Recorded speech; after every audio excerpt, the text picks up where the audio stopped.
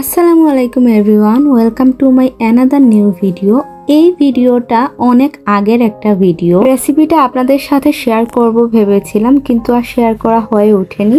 তাই ভাবলাম আজকে আমি রেসিপিটা আপনাদের সাথে শেয়ার করে ফেলি। রেসিপিটার কোনো নামও আমার জানা নেই, কারণ এটা আমি আমার মন মতো করে রেসিপিটা বানিয়েছিলাম। কি কি ইনগ্রিডিয়েন্টস আমি নিয়েছিলাম সেটা আমি আপনাদের একবার বলে দিই। এখানে আমি কয়েক পিস ব্রেড আমি এভাবে ছোট ছোট টুকরো করে নিয়েছি, আপনারা চাইলে ব্লেন্ডও করে নিতে পারেন। তারপরে নিয়েছিলাম পেঁয়াজ কুচি, একটা ডিম আর এক প্যাকেট বিস্কুট, আপনারা যে কোনো ধরনের বিস্কুট নিতে পারেন। আর নিয়েছিলাম কিছু গুঁড়া মশলা মানে আমি হলুদ, মরিচ আর লবণ নিয়েছিলাম।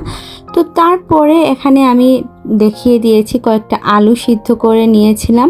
আর এদিকে আমি ডিমটাও খুব ভালো করে ফেটিয়ে নিয়েছি, আর ওইদিকে আমি বিস্কুটের গুঁড়াটাও রেডি করে রেখেছি।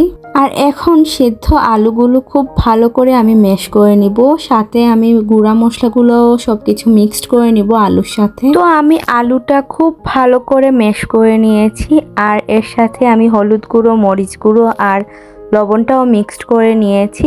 তো এই তো ম্যাশ করার পরে আমার আলুটা দেখতে এমন হয়েছে। আর এদিকে আমি পেঁয়াজ কুচি আর কাঁচামরিচটা খুব ভালো করে মেখে নিচ্ছি। আমি তো বলতে ভুলেই গিয়েছিলাম, এখানে আমি কাঁচামরিচ কুচিও অ্যাড করেছি। ঝালটা আপনারা আপনাদের পছন্দ মতো দিয়ে দিবেন।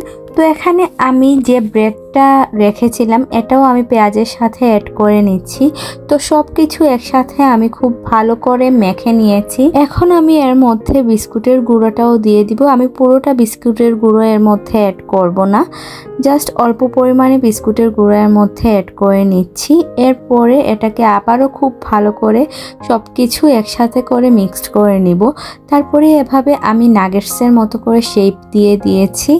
এবার আমি ফ্রাইং প্যানে তেল গরম করতে বসিয়ে দিলাম, আর ওইদিকে আমি চপটাকে খুব ভালো করে বিস্কুটের গুঁড়া আর ডিম দিয়ে কুডিং করে নিব। তো প্রথমে আমি চপটাকে ডিমের মধ্যে ভালো করে ডুবিয়ে নিব, তারপরে আমি এর মধ্যে বিস্কুটের গুঁড়াটা লাগিয়ে নিব। এভাবে আমি ডবল কুডিং করব, মানে আমি দুইবার এরকম একই সিস্টেমে করে নিব। তো আমি সবগুলো চপই এভাবে একই সিস্টেমে কুট করে নিব। এই কুডিংটা আপনারা একটু সময় নিয়ে করবেন, আর বিস্কুটের গুঁড়াটা চপের গায়ে একটু চেপে চেপে লাগাবেন। তা না হলে আপনারা চপগুলো যখন তেলের মধ্যে ভাজবেন তখন বিস্কুটের গুঁড়াটা তেলের মধ্যে ছড়িয়ে যাবে, আর চপের গা থেকে বিস্কুটের গুঁড়াটা ঝরে পড়ে যাবে। তো আমি খুব সুন্দর করে সবগুলো এভাবে খুব ভালো করে কুডিং করে নিয়েছি। এবার এগুলো আমি তেলের মধ্যে ভেজে নিব। আমার তেলটা আগেই গরম হয়ে গিয়েছে। এবার আমি এখানে দিয়ে দিলাম সবগুলো। আপনারা চাইলে এটা ডুবো তেলেও ভাজতে পারেন, আমি একটু কম তেলেই এটা ভাজার চেষ্টা করেছি। তো আমি এখন এগুলো সব ব্রাউন কালার করে ভেজে নিব।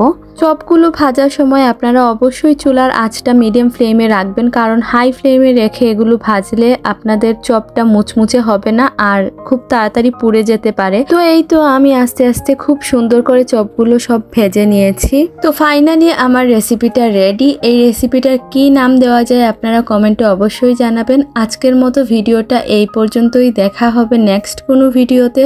সবাই ভালো থাকবেন, সুস্থ থাকবেন। আল্লাহ হাফেজ।